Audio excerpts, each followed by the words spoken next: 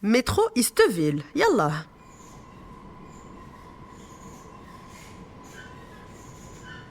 Je prends le métro à Bécane comme on entre au théâtre alors qu'on n'a pas choisi la pièce. Début de journée. Se préparer, sortir, courir, chercher sa mobile, se faire bousculer, scanner sa mobile. Sur le quai, Bruxelles et moi. L'instit, le courtier, la maman pressée avec sa ribambelle de ketchup, les ados, le hajj, la tantine, la femme d'affaires, les étudiants, le bompa qui va au marché, les messieurs qui cherchent un travail, les ouvriers de la nuit qui rentrent. Un flux indistinct d'acteurs, de langues, de tenues, de destinations et d'émotions. Les portes s'ouvrent comme le rideau se lève. Bécante. Aussitôt, les souvenirs remontent. Du métro à mon école, il n'y avait qu'un pas, celui de mes petites chaussures noires vernies que j'aimais tant. À Bécante, il y avait Augusta Marcoux. Elle était mon premier champ des possibles, ma résistance, mon exemple. Révolution à la cantine, boycott de l'arithmétique au profit d'une lecture sous le bureau, réseau clandestin de billes, refus de l'ordre établi, manifestation dans la cour. Danse, refuse, conteste, discute et rêve laissaient déjà une empreinte à l'encre rouge dans mon journal de classe. Tentant de taire toute nos transformations, mais transmettre cet tâtonnement, laisser ses traces dans sa première structure scolaire, voir ses semences s'ériger en séquoia, cela forgeait un filet de fierté pour les jours moins lisses. En scène, 7h58 sur la ligne 5, Bécante, direction Delta. Bruxelles entre dans le métro dans une cacophonie de sonorités sucrées-salées. La maman arabe appelle sa sœur en vidéo, la tantine africaine rit de bon cœur avec les enfants entassés sur le siège devant elle. Elle remarque à peine la mamie bruxelloise à côté d'elle. Mamie, agrippée à son sac à main, trouve indécent ce débordement de bonheur que Bruxelles ose mettre en scène en public. Moi, je connais intimement cette maman. C'est la mienne. Je sais que derrière ce coup de fil, il y a une famille au pays. Un déracinement, un entre-deux. Pris entre le côté cour et le côté jardin. La tantine tonitruante, je l'aime, c'est la mienne. Je sais que ces rires qui résonnent sont son identité, son masque de reine pour narguer les regards en coin. La mamie, je la comprends, c'est la mienne. On lui a appris cette retenue. Sa vie est aussi joyeuse et colorée, mais chez elle, derrière les rideaux fermés. Étang noir. Entre Bécante et Gare Centrale, Molenbeek, no-go zone selon certains, précieuse couveuse pour moi. Dans les années 90, on attendait toute l'année le marché du 15 août. Demander son argent de poche la veille pour sortir de bonne heure et ne rentrer qu'avant le coucher du soleil. Le marché s'étendait du canal au Carrevelt, parfois même jusqu'au boulevard Méteuil, et même dans les rues perpendiculaires.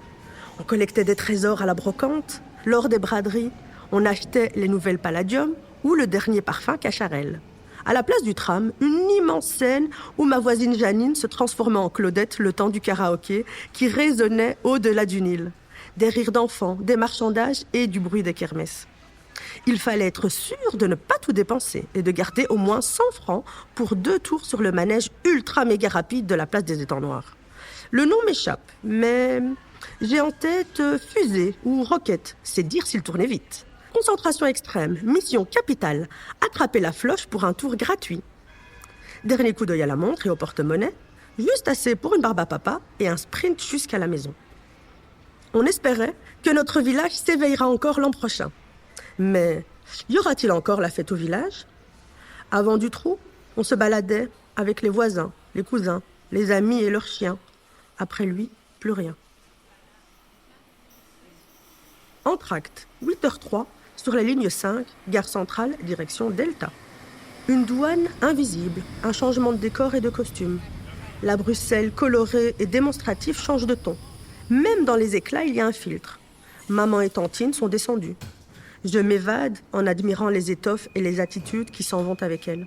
Bruxelles entre et prend place dans le métro, dans un silence assourdissant ou dans un bruit silencieux. Une kiné française regarde sa série Netflix.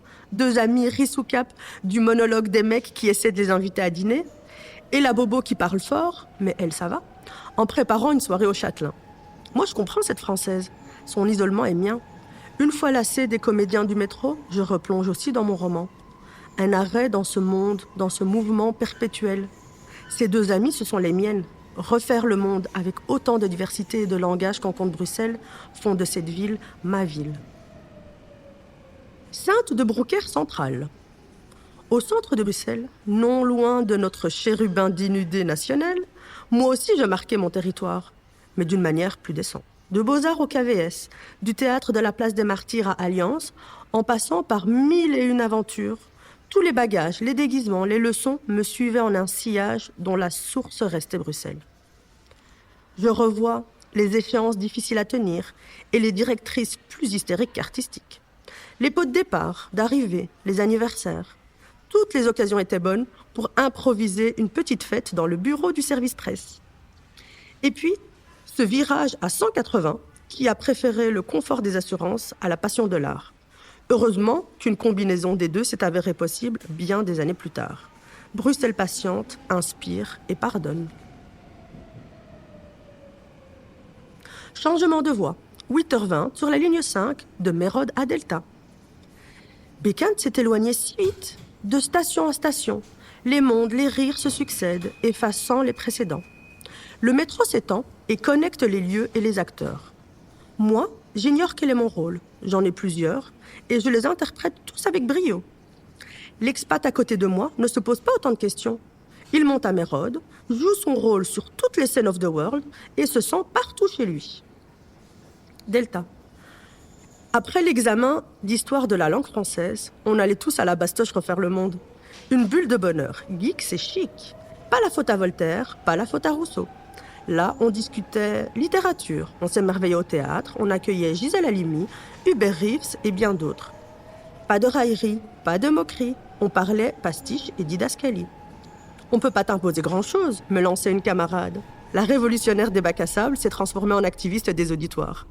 Bobo Gaucho, qui vivait d'art et d'eau fraîche avec son sac Made in Galerie Agora et toutes les senteurs vendues avec. À l'UNIF, elle se construisait avec tous les étudiants d'horizons variés, comme elle, amoureux de la littérature. Incubateur de mini-citoyens qui évoluaient à coups de lecture, de rencontres et de débats. Dernier acte, 8h22, direction Herman de Brou. Bruxelles coule en moi, je me dilue en elle.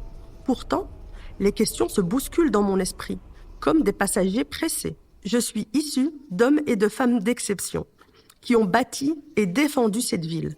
Trait d'union entre des mondes différents et indispensables l'un à l'autre. De Bécane à Delta, le métro ne transporte pas seulement des corps, il déplace des âges, des rôles, des souvenirs et des rêves. Bruxelles ne me demande pas de choisir, elle me laisse être tout ça à la fois.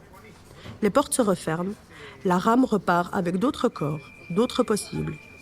Et comme chaque matin, le signal sonore annonce la fermeture des portes du métro. Il repart en gardant un petit peu de moi en lui. Tels des personnages en quête d'auteur, nous transitons vers d'autres scènes. Rideau ?